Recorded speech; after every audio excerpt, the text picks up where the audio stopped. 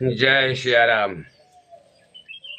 परम आदरणीय भगवत प्रेमी श्रोता बंधुओं, आप सभी का हमारे YouTube चैनल पर हार्दिक अभिनंदन है।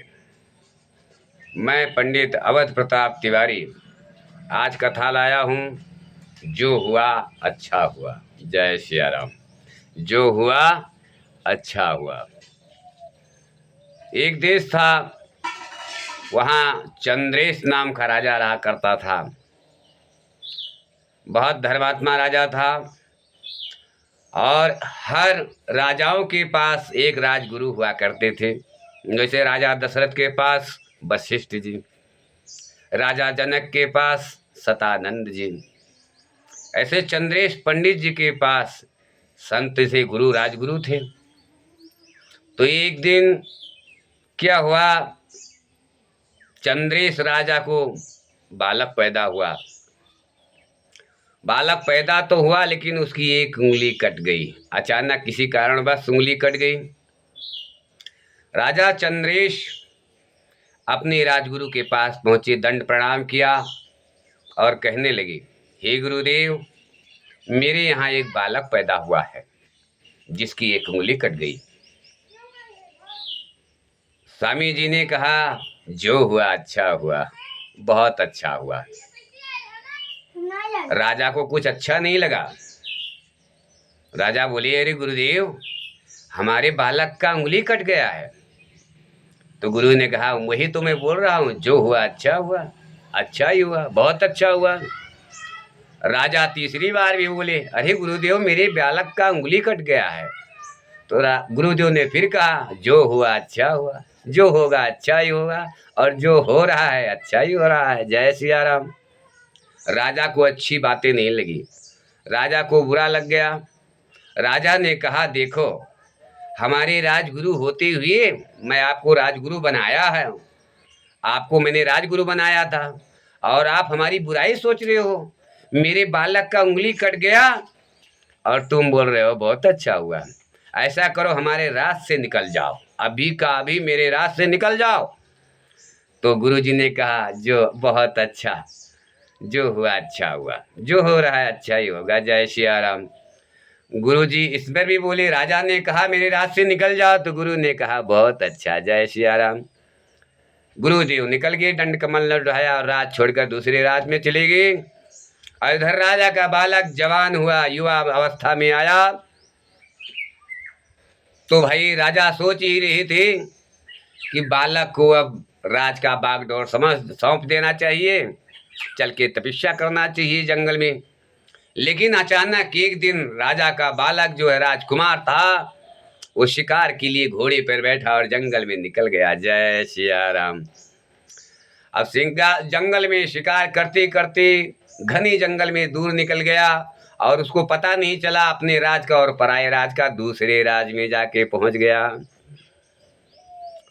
और वहां राजा के मंत्रियों ने, सिपाहियों ने पकड़ लिया राजकुमार को। बलि का इंतजाम किया जा रहा था। वो दूसरे राजा के पास कोई औलाद नहीं था, तो राजा ने वो अपने गुरु के पास गए कि हे गुरुदेव, हमारे पास बालक नहीं है, कृपया करके कोई उपाय बताइए। तो गुरुजी ने कहा, देखो राजन, अगर किसी की बलि चढ़ाई जाए तो शायद आपको बालक पैदा हो जाएगा। जय सिया राम। तो राजा इसी के लिए सुंदर हष्ट पुष्ट इंसान ढूंढ रहे थे, और ये राजकुमार तो राजकुमार था ही। सिपाहियों ने पकड़ के ले गए राज दरबार में, और राजा के सामने पेश किया गया। राजा बोले, यो बस तो ठीक है। सिपाहियों को इनाम दिया और कहा, लाए हो पकड़ के इसको जेल खाने में डाल दो, समय आने पर इसकी बलि चढ़ाई जाएगी। अब राजकुमार को कैद में डाल दिया गया। 2 दिन के बाद राजकुमार को ला करके बलि का समय जब हुआ, नजदीक आते गया, राजकुमार को लाके नहलाया गया, धुलाया गया, और सेंट लगाया गया, तरह तरह नया कपड़ा पहनाया गया। लेकिन एक सिपाही की नजर पड़ गई कि ये राजा की उंगली कटी, ये इंसान की उंगली कटी हुई है, इंसान की उंगली कटी हुई है। ये खबर राजा तक गई कि जो इंसान की हम बलि चढ़ाने जा रहे हैं वो तो खंडित है। जय सिया राम। तो राजा दौड़ कर आए, देखा तो वाकई में राजकुमार का उंगली कटा हुआ था। इसके लिए राजकुमार को छोड़ दिया गया कि इनका बलि तो चढ़ाने लायक नहीं रह गया, ये तो पहले से उंगली कटी हुई है, खंडित है। राजकुमार किसी तरह से वहां छोड़ दिया गया, अपने राज में आया, अपना घोड़ा लिया, अपने राज में आया और अपने पिताजी से कहने लगा, ही पिताजी, मैं शिकार करते करते दूसरे राज में घुस गया। वहां जाने के बाद मुझे सिपाहियों ने पकड़ लिया, मुझे कैद में डाल दिया। 2 दिन के बाद मुझे जेल से निकाला गया, मुझे नहलाया गया, धुलाया गया, बलि की तैयारी चल रही थी। इतने में देखा गया कि मेरी एक उंगली कटी हुई थी, इसके लिए मुझे छोड़ दिया गया। जय सिया राम। आज मेरी प्राण बची तो सिर्फ इस उंगली कटने के वास्ते। अगर मेरी उंगली नहीं कटी होती तो आज मैं बलि का बकरा बन गया था। जय सिया राम। तब राजा को ज्ञान आया, अरे मैंने क्या घोर अपराध कर डाला, अरे राजगुरु को अपने देश से निकाल दिया। उस समय गुरु जी का वचन तो बहुत बुरा लगा, लेकिन आज वाह वाह वाह वाह, अगर उंगली कटी नहीं होती तो मेरा बालक नहीं बचता। इसलिए कहते हैं बुजुर्गों की बात, गुरुओं की बात। और आंवला समझते हो, आंवला एक फल होता, उसको खाइए, खाने के बाद पानी पीजिए, कैसा आपको पानी भी मीठा लगेगा। और जो बुजुर्ग की बात है उस समय तो कड़वी लगती है, बहुत कड़वी लगेगी, लेकिन समय आने पर वो बहुत मीठी बातें हो जाती है। जय सिया राम। इसलिए हमेशा अपने से बड़ों का सम्मान करो, उनके बताए हुए राह पर चलो, आप हमेशा सुखी रहोगे। तो आज की कथा कैसी लगी?